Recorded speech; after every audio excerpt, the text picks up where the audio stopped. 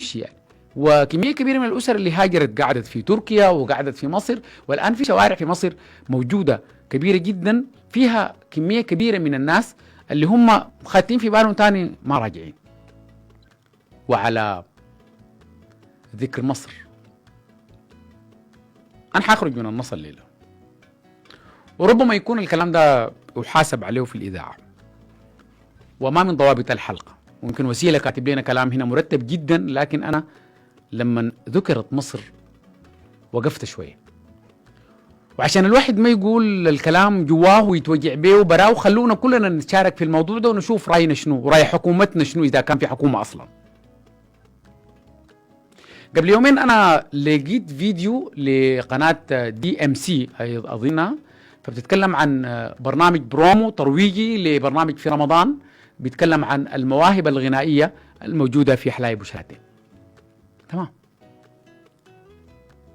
أنا ما أقدر أتجاوز الفكرة بتاعت إنه حلايب وشلاتين سودانية أو مصرية، ده موضوع طويل وكل الناس فاهمة وعارفة وخاطة ببالها إنه حلايب بالخرائط وشلاتين بالمخطوطات الاتنين سودانيات 100%. حصلت مشاكل وحصلت نزاعات، ولكن خلينا نقول بالواضح كده انه مصر لها اليد العليا في انها تكون تطور، انها تقدم خدمات، انها تعمل مرافق، انه يكون عندها كميه كبيره من البصمات، وحتى العلم المصري مرفوع بالنسر بتاعه. وانت اقعد تتفرج وما اتكلم على الحكومه دي برا، حكومات كثيره جدا من نميري وانت جاي يعني، او من عبود اللي باع وادي حلفه للمصريين يعني، وعملوا عليه السد العالي وغرقة مدينة كان لها تاريخ كبير وعنده علاقة بالنوبة والإنسان الأول اللي كان موجود في المنطقة. طيب نحن حاليا وصلنا لمرحلة إنه المصريين أو الإعلام المصري، عشان ما نعمم وندخل حساسيات بين الشعبين، وصلنا من الإعلام المصري المدفوع الأجر من الحكومة المصرية اللي بتتكلم عن إنه حلايب وشلاتين سودانية نحارب أو مصرية نحارب بالإعلام أو بالإعلام بتاعنا، ونقوم نقدم برنامج للترفيه في حلايب وشلاتين ونتكلم عن الثقافة المصرية اللي هي تفاجأ لي بعد ذاك، وحشوفوا الفيديو وحتتابعوه. اللي هي الشخصية جابوها أصلا ما دارس إليه على الإطلاق رغم أنه غايظني جدا، فبيتكلم عن أنه أنا كنت مغني وبحب الغنى وصوتي من بدري كان في غنى، وأبوي دربني على صوت أم كلثوم وعبد الحليم. الله عليك، على أساس أنه أم كلثوم وعبد الحليم ديل أنت في القادم حتغني لهم. طيب أفاجئك، فاللجنة بتتكلم معاه في البرومو إنه أنت حتغني لنا بيات ولهجة، غنى لهم بالبيجاوي. البيجا بيجوا مصريين فجأة عند المصريين، خلاص ده قال ده جزء من ثقافتنا وتراثنا، وقال عندنا تداخل وتراث مخيف. والله مخيف طالما انت بتتبجح وبتقول لشخصية سودانية لابسة الزي الرسمي او الزي القومي بتاع المنطقة بتاعتها وبتاع الإثنية بتاعها، بتقول عليه انه ده مصري وبلهجته اللي انت اصلا ما فاهمها، واللي هو قبل شوية كان بيتكلم عن انه ابوه سمع ام كلثوم وعبد الحليم، ما عارف غنى ليه وشنو يعني، يا غدا الغاك ولا ظلموني ولا غنى شنو، لا غنى بالبيجاوي اللي فيه كثير من السودانيين ذاتهم ما يفهموه، كده خلي مصريين اللي عامل فيها مطلبط فينا. بعد ذاك قال لي يا اخي شوف، قال لي يا اخي نحن طيب دي اللهجه المحليه بتاعت ثقافتنا المصريه، فهمت؟ نحن بدنا نشوف اللهجه العامه بتاعت غنانا، فغنى للكاشف يا صغير اللي غناها او كتبها الراحل السرقدور. وين عبد الحليم؟ وين محمد عبد الوهاب؟ وين فريد الأطرش؟ موجودين؟ هل في زول غنى اليوم؟ طيب انت لما تغني بالبيجاوي وتغني للمسألة بتاعت سرقدور كلماتا وتغني للكاشف العبقري لحنا وأداء، انت مصري ولا سوداني؟ ولا دي لعبة؟ ولا الموضوع ده بيمر علينا نحن؟ ولا احنا اعلامنا ماله نحن خوافين؟ ولا ورونا كده دار نفهم؟ انا والله دار افهم هم الجرأة دي وصلوا لها ليه؟ طيب انا حرامي، انا محمد جلواك حرامي الان جيتكم في بيتكم وانتوا صاحيين وما في زول قال لي يمشي، بسرق وبمشي، تاني بجيكم بالنهار ما بستمرأ، بعد شويه بجي يعني بدخل لكم في البيت وبقلع قروشكم وبفتش دواليبكم وانتوا صاحيين، بعد شويه بستعبدكم. ليه؟ لانه انا استمرأت انه كل ما انا اجيكم انتم ما بتدافعوا عن نفسكم، لكن لو اول مره تلبت اتهجمتوا عليه سواء كان رجال او نسوان، تاني بحرم البيت ده. ولو يطلب الطلقه بتاعت مطاط في الهواء انا بحرم اجي البيت ده. لكن البيت لانه بيبقى مستباح، لانه انتوا قلتوا حلايب وشلاتين سودانيه مصريه، والسودانيين سكتوا كحكومه. استفزيتونا في افلامكم وسكتنا. اتكلمتوا عننا في المساله بتاعت التنمر على اللون والتنمر على المسألة وسكتنا. وجبتوا لنا ايام السقوط وايام المواكب كانوا بيصدروا بومبان للسودان. شنو؟ هندس؟ ما دي حقيقه. وسكتنا، والاعلام بتاعنا صامت، ساكتين. الله ما خلاص يا ما بنقول لهم، ما في حساسيه بين الدول. وصلوا الان مرحله انه يجيبوا جزء من الفلكلور والثقافه السودانيه الموجوده في شرق السودان والمتبحره، ويمكن تكون متمدده لثقافه البجا في الحان وفي ترانيم وفي اغاني وفي كلمات اصبحت تنسب للثقافه المصريه. والجرأة اصبحت اكبر، اصبحت كلمات السرقدور واداء الكاشف جزء من الثقافه المصريه. عشان كده لما نقول لك في يوم من الايام هم يقولوا السودان كان جزء من مصر ونحن اديناكم الجزء ده عشان تستمتعوا به، ما تستغرب. بعد شوي حيقولوا عطبرة مصرية، والفاشر مصرية، وجبال النوبة مصرية، والدمازين مصرية، والخرطوم تصبح مصرية بفعل الإعلام المصري. حنسكت لحد متين؟ ما أعرف.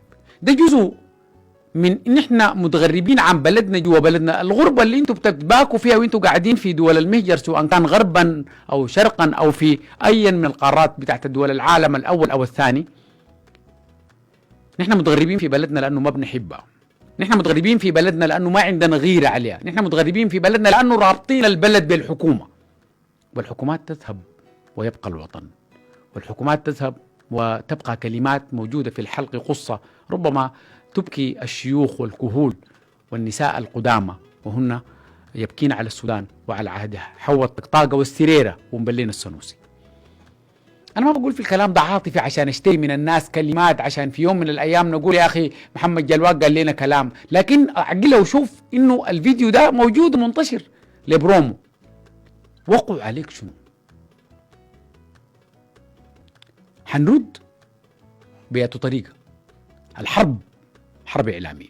لو إعلامنا قوي، لو أنت مترابط كشعب، لو نحن متوحدين في كلمتنا، لو كانت حكوماتنا بتراعي لمصلحة وطنها قبل مصلحة جلوس على الكرسي وخوفها من المحاسبات، ما كان في أي إعلام في يوم من الأيام يتجرأ وقال إنه حلايب وشلاتين مصرية بغنى البجا والسرقدور والكاشف. فمن يهن يسهن الهوان عليه. فنحن ما حنقيف ونسكت. وشوف أنت في يوم من الأيام حتمر وفلان مرة من هنا، وقبل وبعد. محمد جلوك حيموت في يوم من الأيام، وحاليا متبني لنا القصة دي بيتكلم فيها بوجع وعامل لنا فيها وطني. حيموت ويمشي، ويبقى ما قبل الموت كان بيقول في شنو، وما بعد الموت كان عمل شنو. وإلى الآن الناس الفلاسفة والناس العاملين فيها مثقفين يدرسون في كتب أرسطو وأفلاطون والمدينة الفاضلة وأينشتاين وخلافه من الأساطير والأباطرة اللي تكلموا عنهم في حياتهم إنهم هم قدموا الكثير من المعاني. نحن نتفاخر بعهد بعانخي وتهارقة ومرورا إلى المهدية وخلافه من الشخصيات اللي نحن خديناه في بالنا دي رحلوا، لكن بقيت كلماته، بقيت مواقفهم. فلازم يكون عندنا موقف، ولازم الإعلام بتاعنا يتحرر من مسألة التزلف ومسألة إنه يكون عندنا حالة من تقديم مادة مبتذلة موجودة في قنواتنا وفي إذاعاتنا على أساس إنه نجيب قروش، وعلى أساس يكون في لقط، وتبقى الإذاعات والتلفزيونات زي منصة التيك توك المخجلة تماما للسودانيين. ونحن بنعمل في الكلام ده، فالمصريين حيعملوا أكتر من كده، والإعلام المصري حيعمل أكتر من كده. لكن طالما نحن الواحد موجود وحي ما حنسكت، وحنقول ونحاسب في الإذاعة ونحاسب من الجهات المختصة فليكن. لكن الواحد بيكون راضي عن نفسه إنه قال شنو. أنا ما أقدر أحول الموضوع لموضوع شخصي ما بيني وما بين الإعلام المصري، لأنه أنا واحد من أفراد الشعب السوداني، وبعتبر نفسي أنا حتى ما إعلامي ولا حتى ممثل محترف. دول دخلت المسألة دي بالموهبة بتاعتي، لكن المنبر اللي أنا قاعد فيه ده محتاجين ناس كتار يتكلموا فيه، والفرصة اللي لاقينها الإعلاميين في إنهم يسهروا ويتمكيجوا ويسهروا بشكل جميل ويكون فيه ظهر المفاتن وتعطيش الجيم هو الأساس. في إعلام تاني بيقسم في بلدك وبيشطر منها جزء عزيز وبينسبه لنفسه ولثقافته. نحن حنستمر معاكم في مسألة كرسي النص، وقبل ما يكمل الفاصل ونطلع أقدر أقول ما قبل المسألة دي كان في إحساس وما بعدها كان في إحساس، فلا بد أنه تتأثر. ده شايفه أنا حاجة سلبية لكن ممكن نطلع منها بشيء إيجابي، اللي هي المسألة بتاعت التنمر علينا وتقليل شأننا. ممكن يكون دافع لأنه نحن نتوحد، ممكن يكون الآيس والكراك أو الكوكايين اللي دخل السودان مؤخرا وأصبح بديل وأرخص من الآيس وهو برا أغلى. دي كلها أحداث تشبه أخبار الموت وطائر الشوم ممكن تخلينا إحنا نتوحد وننسى كل التفاصيل اللي عندها علاقة بالأنانية وبالحزبية وعندها علاقة بالقبلية وعندها علاقة حتى بالأديان، لأنه نحن بلد فيه الغالب الأعظم مسلمين لكن لا نتجاهل الموجودين من الأديان الثانية. فخلونا نتوحد في كلمة واحدة اسمها بلد، نتوحد في كلمة واحدة اسمها إنه نحن ما محرشين عليه بلدنا، نحن مجبورين عليها لأنها هي المتحملة فسادنا، متحملة خوفنا، متحملة أنانيتنا، متحملة حتى لما نهرب منها اغترابا ونعود لها بتفتح أياديها لتحتضننا حضنا دافئا يجعلنا نبكي على الأيام التي قضيناها خارج هذا الوطن.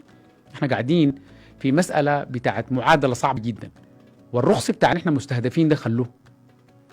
انتوا مستهدفين روحكم، وانتوا خاتين في بالكم انه نحن مستهدفيننا من برا، وخاتين في انه نحن متوحدين. نحن لسنا بخير. فاصل ثم نعود من جديد.